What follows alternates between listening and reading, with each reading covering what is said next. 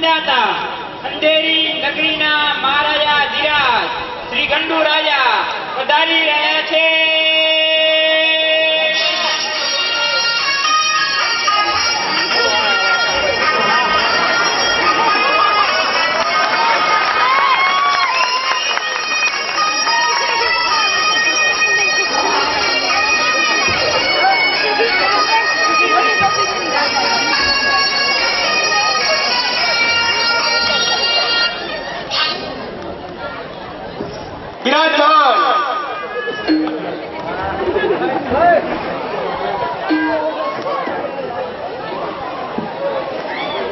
પ્રધાનજી, આપણા રાજ્યમાં બધું કેમ ચાલે છે? પરમ સુખ અને પરમ શાંતિ છે મહારાજ. પ્રજા સુખી તો છે ને? હા મહારાજ, પ્રજા અને પ્રાણી નિરંતર ફરે છે, ચરે છે અને મરે છે. મરવા દો. હાડા મરશે તો નવાની જગ્યા મળશે. પણ પ્રધાનજી, આપણો આવતીકાલનો શું કાર્યક્રમ છે? કોઈ નવા ડેમનું ઉદ્ઘાટન કરવા જવાનું છે કે પછી? હા મહારાજ, આવતીકાલે તો આપણે ડેમ તૂટી પડ્યાના અકસ્માતમાં માર્યા ગયેલાની શોક સભામાં જવાનું છે. ફોટોગ્રાફર તો હાજર રહેવાનું છે ને? જી મહારાજ, ઇન્ડિયા ટીવી અને આજ તક વાળા પણ હાજર રહેવાના છે. ઠીક. પણ પ્રધાનજી, આપણી પંચવર્ષીય યોજનાઓનું શું થયું? અરે, પંચવર્ષીય યોજનાઓ એ તો બધું ફેરનું ફેર જ પડ્યું છે. ઠીક, કઈ વાંધો નહીં. પ્રધાનજી, તમે એક કામ કરો. શું? આ બધી પંચવર્ષીય યોજનાઓને 10 વર્ષીય યોજનાઓમાં ફેરવી દો. તાપ મરશે નહીં અને લાગણી બાંધશે નહીં. પણ પ્રધાનજી, આપણો આજના દરબારમાં કોઈ ફરિયાદીની ફરિયાદ આવી છે? ફરિયાદી ફરિયાદી ફરિયાદ છે મહારાજ, ફરિયાદ. ફરિયાદ ફરિયાદ મહારાજ, અમે તમારી પ્રજા અને તમે અમારા અન્નદાતા. મહારાજ, મારા બાળકોને ખાવા માટે અનાજ મળતું નથી. અનાજ નથી મળતું મારા રાજ્યમાં? કહો કેમ નથી મળતું અનાજ? મહારાજ, રેશનિંગના અનાજમાં બહુ મોટું કૌભાંડ થયું છે.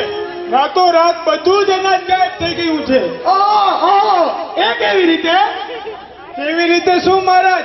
આ રાતોરાત ખાંડ અને કઠોળ ગાયબ ન થયા એ રીતે. પ્રધાનજી, આ ફરિયાદને તત્કાલ ધ્યાનમાં લઈ ખાંડ અને કઠોળ માટે તપાસ પંચ નિમો. પણ મહારાજ, એના કરતા કઠોળનું રાષ્ટ્રીયકરણ કરી નાખીએ તો? એટલે શું થાય? રાષ્ટ્રીયકરણ કરવાથી બધાના ભાવ સરખા થઈ જશે. એટલે એટલે એમ કે રાષ્ટ્રીયકરણ કર્યા પછી ગોળનો અને ખોળનો, પાણીનો અને દૂધનો, કોનનો અને ફ્લેટનો ભાવ સરખો થઈ જશે. પણ મહારાજ, આ માણસોનું શું? માણસોનો ભાવ તો અમે કોઈ પૂછતું નથી. ચૂપ રે! જોતો નથી કેવી ગહન ચિંતા ચાલી રહી છે? અને સાલા તું માણસનું માંડી બેઠો છે. પણ અન્નદાતા, મારા માટે અનાજનું શું? મારા બાળકો તો ભૂખ્યા મરી જશે. મારી બાપ, બચાવો બચાવો, મારા બાળકો બાળકો બાળકો.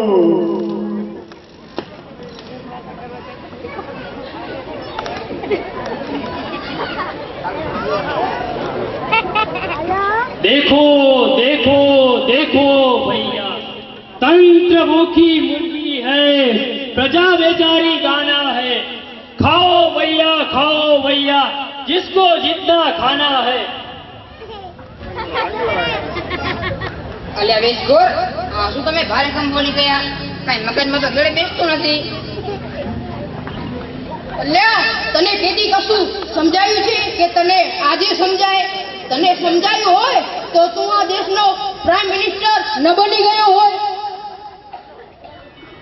અરે, ના સમજાયું હોય એ જ આ ગાદી પર બેસી શકે, રેશનિંગ નું અનાજ ખાઈ શકે, મોબાઈલ ગળચી શકે, પોપોસને બચકું ભરી શકે, અરે તેલમાંથી મહેલ ઉભા કરવા હોય તો પણ કરી શકે. પણ વર મરો, કન્યા મરો, પણ ગોરનું સરબાણું મરો. સમજ્યા? હા સમજો, આવ મારી સાથે.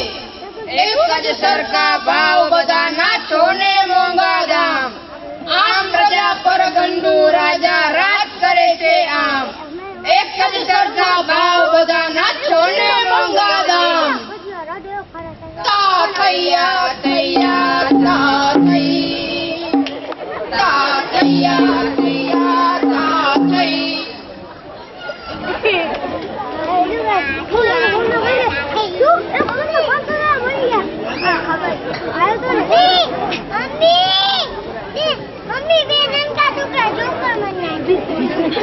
મહારાજ, તમારે એક ખાસ કામ કરવાનું છે. હા બોલો બોલો.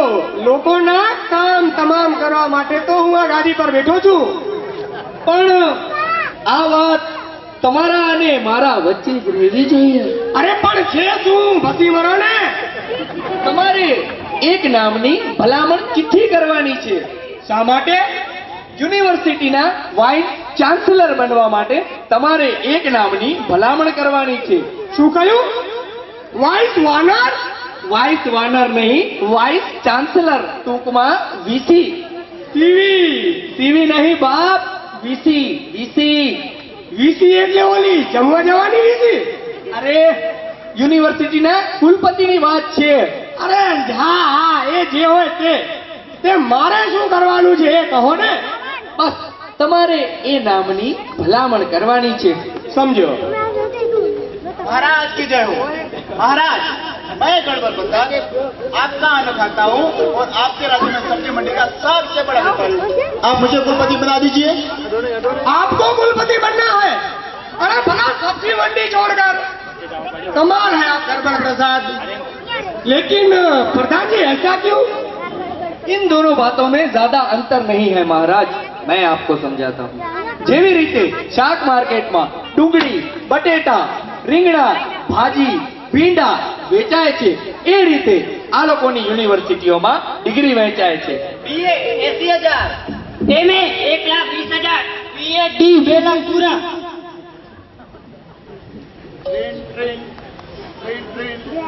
प्रधान जी જુઓ તો મોબાઈલની રિંગ વાગી રહી છે. જી મહારાજ. હેલો, શું કહ્યું? રેલવે અકસ્માતમાં 500 માણસો માર્યા ગયા. વળી પાછો અકસ્માત? પ્રધાનજી, આપણા રાજ્યમાં આ જ વર્ષમાં આ 8મો અકસ્માત. હદ થઈ ગઈ હવે. બંધ કરો આ રેલવે યોજના. આ લોકોને જ્યાં જવું હોય ત્યાં પગપાળા ચાલતા જાય. પણ મહારાજ, રેલવે અકસ્માતમાં 500 માણસો માર્યા ગયા છે. સર્વત્ર હાહાકાર ફેલાઈ ગયો છે. જે થાય છે તે સારા માટે થાય છે. આમ દુખી ન થાઓ મહારાજ. ભલે મરી ગયા. રેલવેમાં ન મર્યા હોત તો બિચારા ભૂખથી મરી ગયા હોત. અને એમને ભૂખથી પીડાતા તમે કે હું જોઈ શક્યા હોત? ના મહારાજ. તો ચાલો, મને બહુ જ કકડીને ભૂખ લાગી છે. ચાલો ચાલો મહારાજ.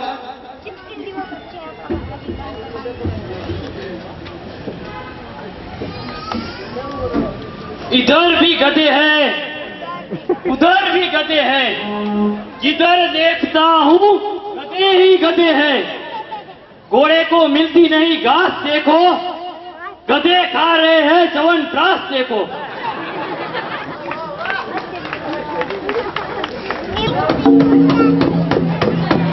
સાંભળો સાંભળો સાંભળો. અંધેરી નગરીના લોકો સાંભળો.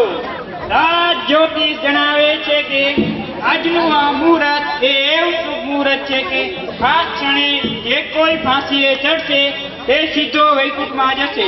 સાંભળો સાંભળો સાંભળો સાંભળો સાંભળો સાંભળો. વાહ વાહ, આ તો કેવું જબરું કહેવાય. આ ગંડુ રાજાના રાજ્યમાં જીવવા કરતા તો આ વૈકુંઠ વાસ બોલો. વાહ.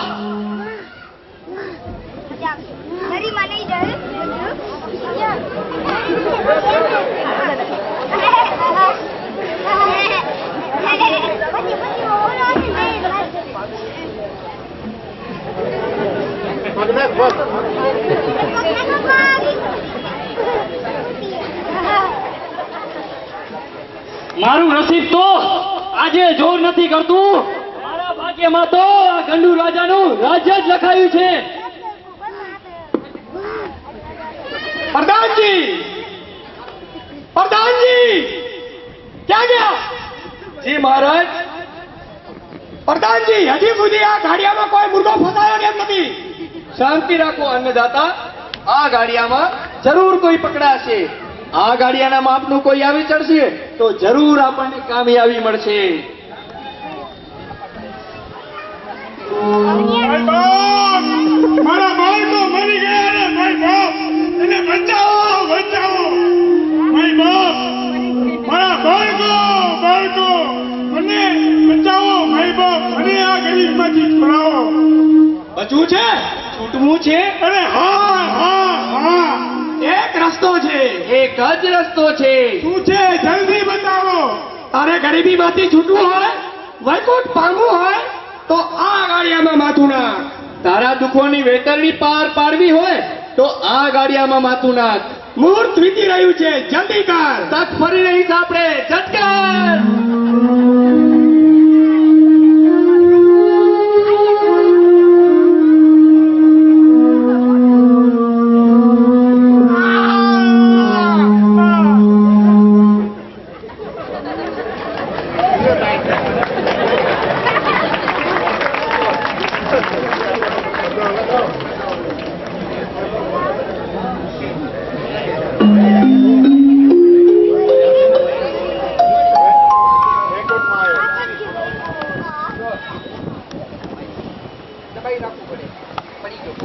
ક્યાં છે વૈકુંઠ? ક્યાં છે વૈતરણી? કશું જ દેખાતું નથી. ગંડુ રાજાની જય હો.